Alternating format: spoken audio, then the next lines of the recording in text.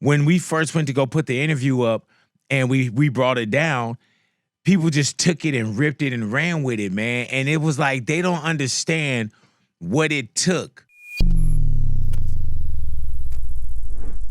What up? Hello, big boy, big boy Uncut, ladies and gentlemen. Let me tell you, this one right here for Big Boy Uncut, this is the Ye Vultures interview.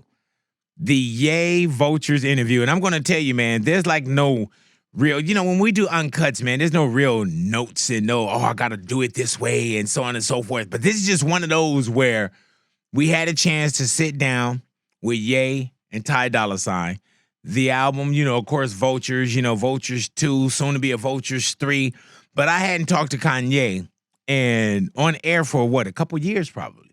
You know what I'm saying? And we'll get into why I haven't really spoke to Kanye personally for a while. But sitting down with Ye and doing Vultures, the interview, and seeing how this thing is going up now on social media. We were talking about how so many people got different angles of what they gathered from the interview. At one point, we had to bring the interview down. We put the interview up for public, and we brought it down. But when we had it up, even in preview mode, somehow somebody got the video. When we put it up, somebody else ripped the video, and it ended up going on these other channels. And people were like, oh, they had the video up. And then they took the video down. And it was all conspiracy. They're trying to silence Big Boy. This is what happened when Ye tried to speak. They're trying to silence Ye. So not only are we going through all these situations and I want to tell you straight up, when we took the video down, it wasn't about content. We took the video down for small things like something with the thumbnail, very small things. Nothing with Kanye or his team saying, Ye doesn't want that in the video, or Ye doesn't, take out the part where you ask Ye this. There was nothing that they asked for in the video where it was take it down because of content or Ye answers something and we're going to feel a certain way. Even once the interview was over, I asked Ye, I said, man, how did you feel about it? Is there anything that you felt was too much, whatever it is? And we do that with everyone as a common courtesy. Let it all go. So we let it all go. You know what I'm saying? And if you haven't had a chance to check out the Ye Vultures interview, I say that if you're here for Uncut, hopefully you watched it already. If not, go watch it. If not, watch it a second time and even a third time, man, because there's so many different jewels in there. And when I was speaking on how people just pulled certain things, like we were talking off air before we came into Big Boy Uncut, and we were speaking about how, there's religious groups that felt a certain way when Ye said, he felt like, he was left alone and, paraphrasing, Jesus wasn't there for him. And I can understand their angle of Kanye. I can understand people saying it's a conspiracy. I can see that. A video goes up, it comes back down. Of course, in your head, especially when it comes to Ye, you're going to think conspiracy. A lot of great, beautiful moments, man. Him speaking about his daughter reminded him of his mom was beautiful. The situation with how Ye and how Ty Dolla Sign, which they've done songs together before, but not this kind of body of music, and just seeing how they got together to create that.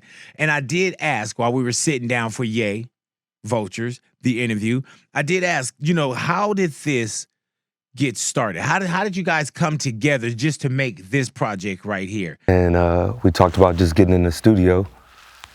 And I went out to Japan. I had a show out there. He was out there at the same time. I came at him like, yo, I want you to executive produce my album. We ended up doing the song that we got called Burn. And it was like, fuck it, let's just do a whole thing. How did that come across to you when you say, you know what, let's stop the world and let's work on this? Ty made it where I was able to make music because he just didn't bring none of the music industry bullshit to the table. It's just a lot of, sometimes I feel like people get into music because they don't want to have to actually work. Like even when we did Donda, I had people show up at 8 a.m. because I thought like when people are in the league, they gotta show up. They gotta work no matter how famous they are, no matter how much money they get. But music is something where, we'll be working at 3 a.m. or sleeping in, and you know, I got to a point where I was, you know, recalibrating my whole life, frustrated with a lot of the positions I've been in, and you know, my focus over the past year and a half was the music, and then the clothing, mostly the shoes. So I put everything I had left into both of those. Hey, and sitting down and actually doing the interview and having a chance to watch, you know, bits and pieces. When it comes to interviews that I sit down and I do with anyone that comes to the neighborhood, I don't sit and rewatch the interview because there's nothing I can do about an interview that, you know, you could pull it down, you can add it, whatever. But there's nothing I can do after I finish an interview and I watch my interviews a little more critically than, believe it or not, than a lot of the comments that you get. You know, oh, I should have said this. Oh, I should have swung into this. So whatever's out there kind of in the atmosphere, I just kind of let go. But when I listen back to that particular piece and as I watch that video piece of them coming together and Ye and Ty Dolla Sign saying, you know, let's do a project together.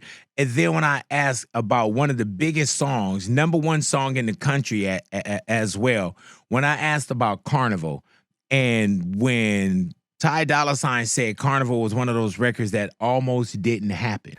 We was in Saudi. He called me. He was like, I'm in Dubai. What's up? What y'all got going? I'm like, we just out here recording this shit. He was like, I got an off day. I'm like, pull up. He pulled up. We got all these different villas in the city called Alula. He comes in my room. We do 2 songs that day. 2 of them is, one of them is Carnival.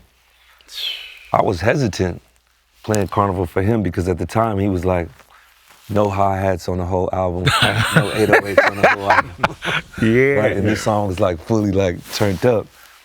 So it wasn't until we got to Vegas where we pressed play and he loved it immediately, got on the mic, did his verse, which is one of my favorite verses. And then it went from that to taking the beat, changing the whole melody to where he laid this crazy one. And then it went from there to getting the hooligans to do that part. And then Cardi got on the record and now it's like something new.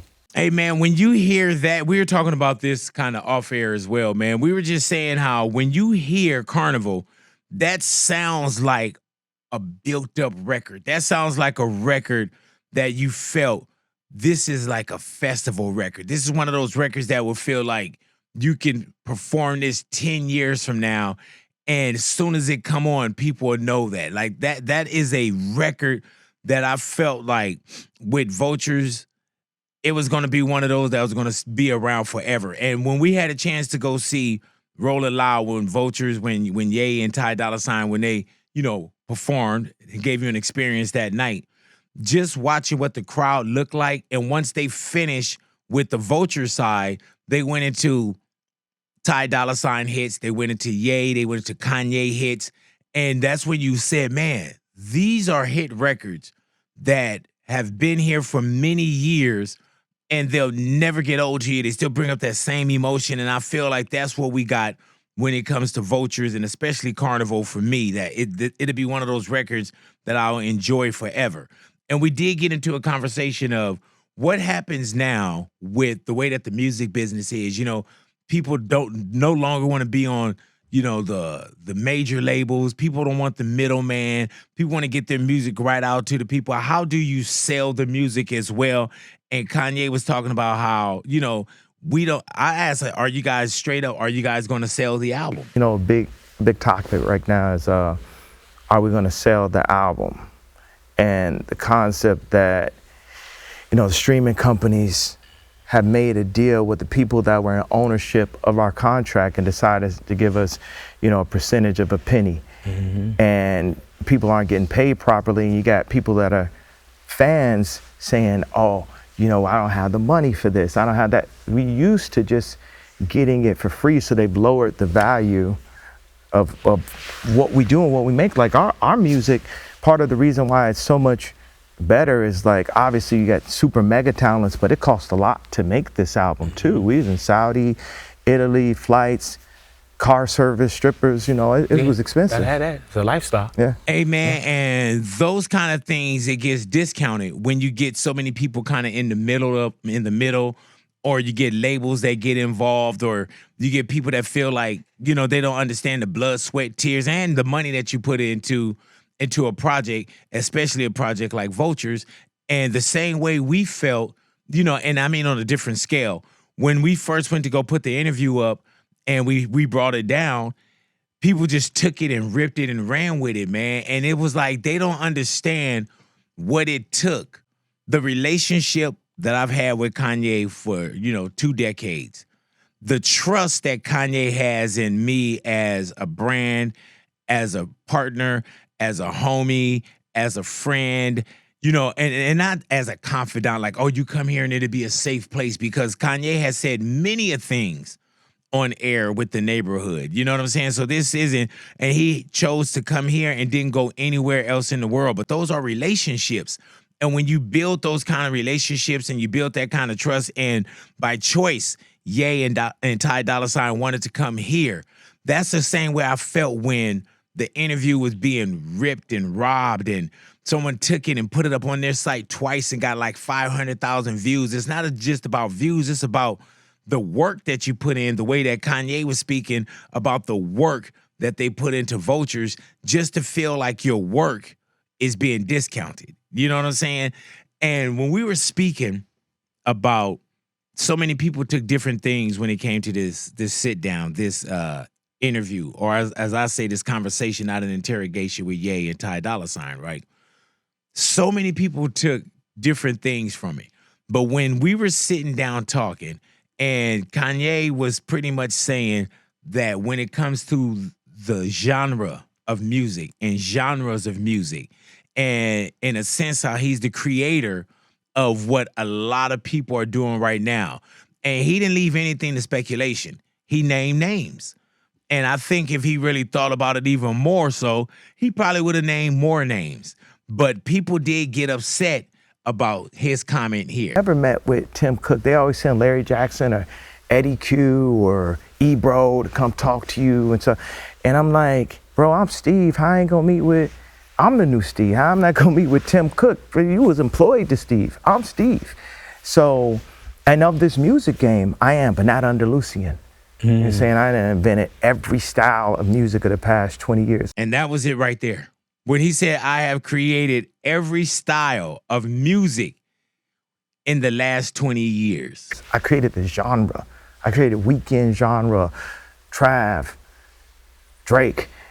I'm going ahead and say, with all love, Future and Thug also, because the auto-tune album. 808s, if you think about it, no one think about it. Everybody think about Trav, Weekend, and Drake, but no one thinks about Future and Thug also, the auto-tune album. Now, everyone, they added what it was to it, but here's a new genre. It's called making your own money genre. And this music is called, like, take that middleman out, because they ain't giving us money, they giving us acknowledgement. I don't want your acknowledgement. Take that middleman out. They ain't giving us money, they giving us acknowledgement. And some people weren't comfortable with it, and when we saw in the comments started to go crazy, where people were agreeing with it. At one point, I said, man, T-Pain got to be somewhere. Like, damn, wait, hold on, man. If you said auto-tunes, what about me?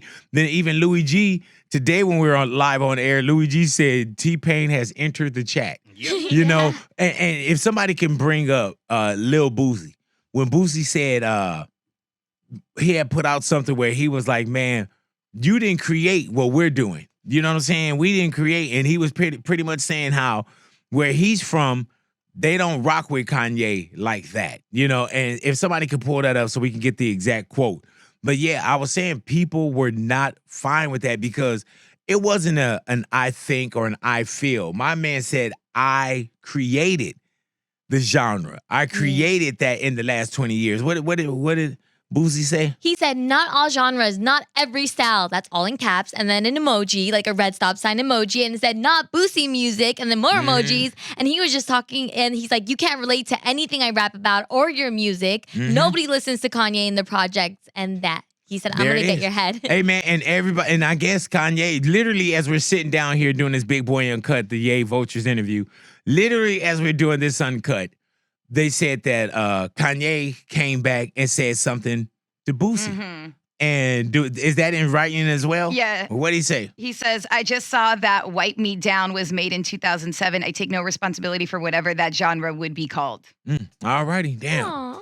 Yeah, boy, man, see what y'all stir up here at Big Boy TV. See what we stir up with Uncut. You know what I'm saying? But let's continue. But I'm telling you, this is going to be dialogue and conversation for a long while. And when we first sat down and people started seeing Kanye and people started seeing Ty, and they was like, man, you got with Ye.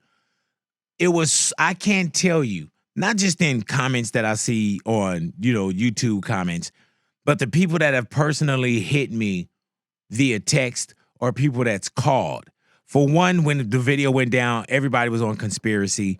Other people were saying, man, great interview. Ye spoke very well. I had other people that were saying, man, I'm glad that you guys, it's because it's a Vultures interview. You know what I'm saying? It's Ye and Ty Dolla Sign.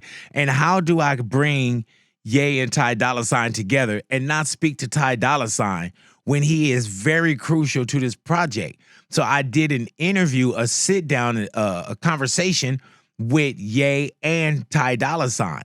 So, of course, I'm going to speak with Ty and how talented Ty Dolla Sign is. We just, I think some people wanted to hear more of the rah-rah and the crazy and the rant, and that just wasn't the energy that either Ye was on that day. He didn't feel it was necessary to go in a certain direction. And I feel like sitting down, having a conversation. Now, we got the best conversation out of Ye that I felt like we could have gotten. And he was, this is where he wanted to be. He wanted to be in the neighborhood. He wanted to talk to Big Boy. He wanted our messaging to go out, however it is, over air, viral, so whatever the social media, YouTube, whatever it is, he wanted those messages to come out. And in a position to be the one that actually sat down and do the interview, I was honored. You know what I'm saying? I was honored. And also, man, it should have been. You know what I'm saying? And as we were talking with Kanye and he was talking about being egotistical, of course I should have got that fucking interview. I deserved that interview. I should have gotten that interview. I was worthy of that interview. Like he was worthy for me to be in my presence and for us to have this interview as well. You know what I'm saying? So I'm glad that it did come together. But if I could take y'all behind the scenes on some of the things that you guys didn't get a chance to see when it came to putting this video together, right? For one, usually when we do an interview, there's sometimes with Big Boy Uncut, we'd take those out somewhere. When I did Dana White Uncut, we went to Vegas and I sat with Dana White.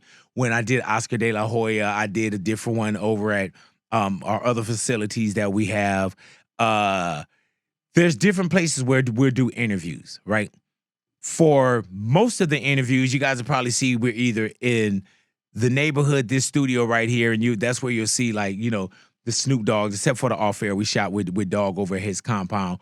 But you'll see the radio show. You'll see me sitting in this chair. Well, when it came down to doing this Vultures interview with Ye and Ty Dolla Sign, Ye said, you know what, let's move it outside the building. Excuse me. So we go to move it outside the building. All right, we got a facility. Then, Ye want to do it in a box. I'm like, wait, hold on. A box? What do you mean Ye want to do it in a box? Oh, he just want to do it in a box. So my idea, I'm thinking, we're crawling into, not crawling, but we're walking into a box. Like, how do we hang lights? What do we do for sound? When they first said a box, I didn't know what they were talking about.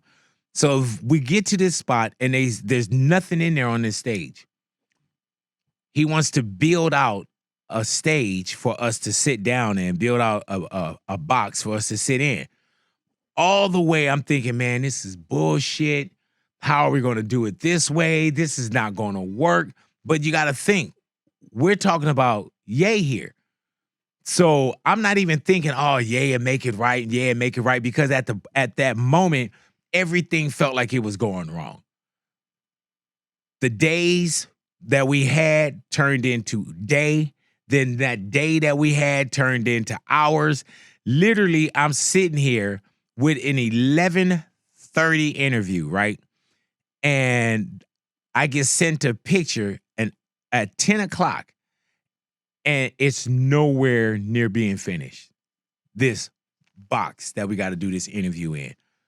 I get there, for one, Ye is usually on time. Ye's usually on time, so I can't even put that to Ye. Ty Dolla Sign, usually, they're always on time.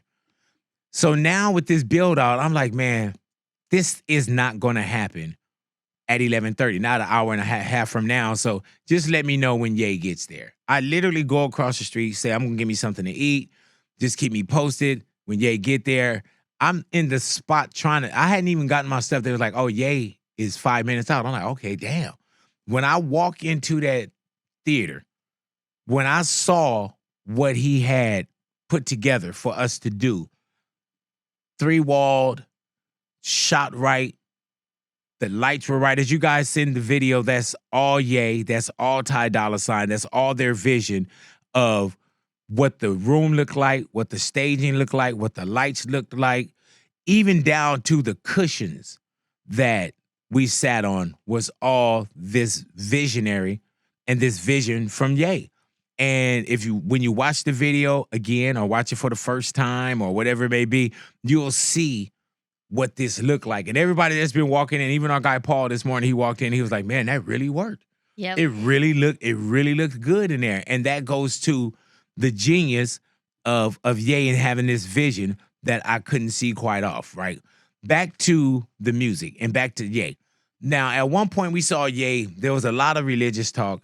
There's a lot of, Jesus is king. We seen a lot of that from Ye. And now when you listen to any of the Vultures, or you hear where Kanye is at now, and you're starting to hear the cursing again from Kanye, you're starting to hear the profanity. And I did ask him, where is that, not where is it coming from, but how does that work for you right now when it felt like it was going in a different direction? Tried to remove the cursing a bunch of times, and he was like, I was like, oh, what do you think? At the last one, I'm like, what do you think we make this thing all clean? He's like, No. Not this What one. is the difference though when you hear, and music is like life, you know what I'm saying? And life, you're kind of like this, you know what I'm saying? And some people try to put you into a yesterday mode. At one point, we hear, and this is all you. We hear, Jesus is king. We hear this, but that's all you. Then there's sometimes you just want to say, man, not fuck it, but you just want to say, man, this is what I'm feeling right now. Are you in that space where you're comfortable enough to say, this is where I am right now? I'm still a man of God. Jesus still is king, but this is Vultures right now. This is where I am. And really listen to this answer right here. Because when you listen to the way he explains it, I think if this is the correct audio, I think this is where some people got a little upset as well. it is, but I have my issues with Jesus. There's a lot of stuff I went through that I prayed and I didn't see Jesus show up. So I had to put my experience in this world, my experience with my children, my experience with other people, my experience with my account, my experience with my brand, and my experience with the level of music that I was dealing with in my own hands. Like a lot of times I just feel like in our society in America, people, Christians, we're depend on Jesus so much that we won't put the word in ourselves. And the main thing that really that I don't rock with is like, it's just always like, I'm gonna pray for you. And it's just like, you can actually physically do something yourself too, more than just pray. Amen. And that seems like at one point, he felt alone. You know what I'm saying? He felt alone either in faith, he felt alone with friends and family, and we were talking about how people took bits and pieces and this became either this person's, I love this, I like this, or it became this person's distaste. And there were some people that felt that, man, okay, you're running away from being a Christian, and these are comments, not that we're saying these are comments that we read or comments that came back to me, backsliding things, but that's why I was saying that in life, this is life. People used to call Tupac, oh, he's contradicting. He's a contradicting artist, but that's life. There's some days in life or moments where you feel you're on top of the world. You're here. Then there's other times in life where you just feel like, man, you feel a little down. You feel a little, you feel a little displaced, whatever it may be. There's one day you can love something and then the next day not like it so much. That's just life. And when Ye was speaking about Christianity, there's another thing that I wish, and this is why I don't watch a lot of my interviews back, because when he was talking about he felt like Jesus left him alone, right? In my head, boom, I should have said it, but he was speaking. I was thinking of, Jose, please don't cross the camera. Thank you, brother. You can walk the other way. Jose, I'm live. You know what I'm saying? This is uncut. You think I'm just talking in a mic? All right, so anyway, Jesus Christ. Jesus is king. But at one point, I done lost my train of thought now. You should have brought up. Yeah, I should have brought up footprints. And footprints is for those, growing up, it was in every black household. But with footprints, it was like God when at one point, it's like you and the Lord walking on the beach. And as you're walking, you get these imprints of two sets of footprints. We're walking together. And then it says, God, then when it got hard and when it got tough, I saw only one set of footprints. And how could you leave me when I needed you the most? Kind of like what Kanye is saying. And then footprints is when God says, when you saw that one set of footprints, I was carrying you. And I feel like with Ye, if he saw one set of footprints, which he didn't make reference to, but that's the way I took it, God was carrying him. There's only one way that you could navigate, and I'm not saying get through, and because Ye had said some crazy shit, so this isn't about getting through or co-signing, but sometimes even just to get up in the morning for whatever is on your plate. If you see single footprints, and this isn't a godly message, it may be God carrying you at that time, and that's probably what was going on with Kanye West. You know what I'm saying?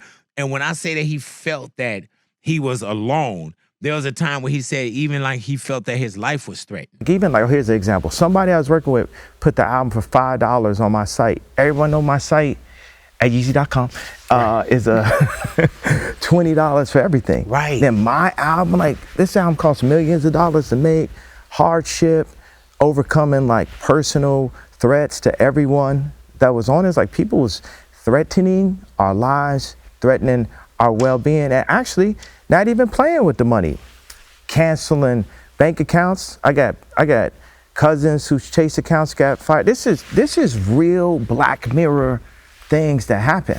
So when it went #1, I called different people I know, like, yo, do you think Universal was capping my last albums ever since the Taylor Swift moment?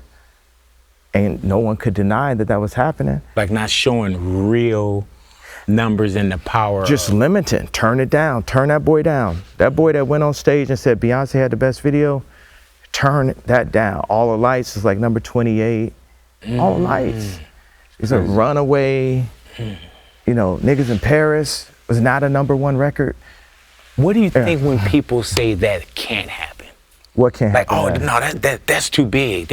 That's a conspiracy. Like people, like what you're saying right now. There's probably somebody that think, nah, that can't happen. But it can happen. For sure it can happen. And it does happen. And it did happen. And it did happen.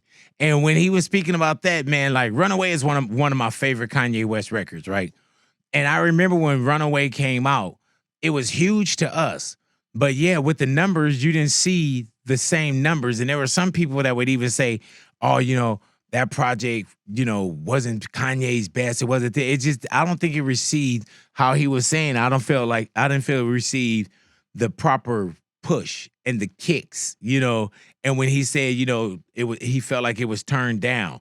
Those kind of things happen. But you move on and you can continue to make great music, but you're also in a position where you feel like, I call it the enoughs. And with the enoughs, it's like, I gotta be, corporate enough, radio enough, funny enough, serious enough, whatever your enoughs are in your life, And with Ye, there's the enoughs of hip hop enough, this enough, so on, Christian enough, whatever his enoughs are.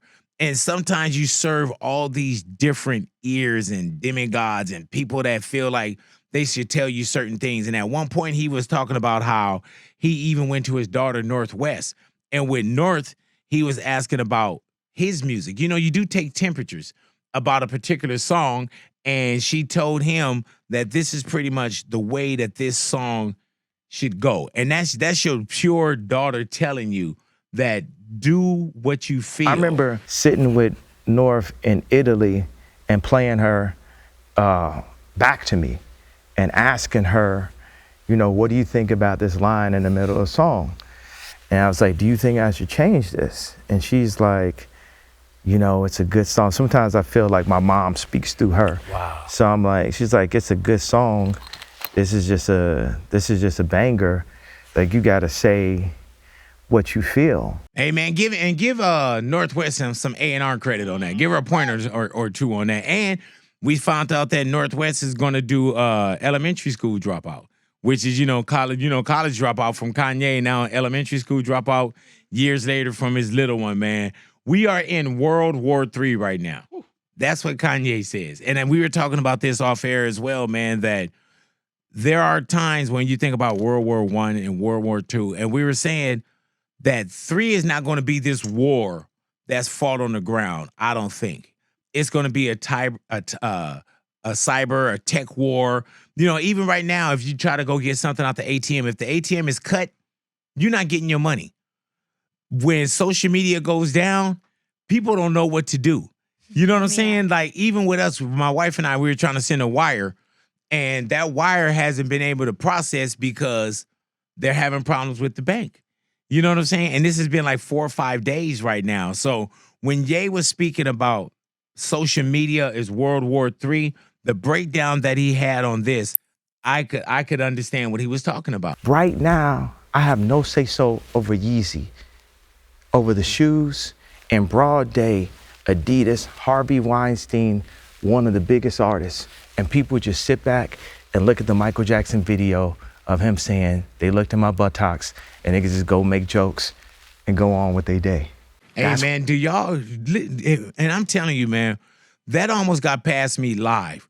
Really listen to what he's saying there. Right now, I have no say-so over Yeezy, over the shoes.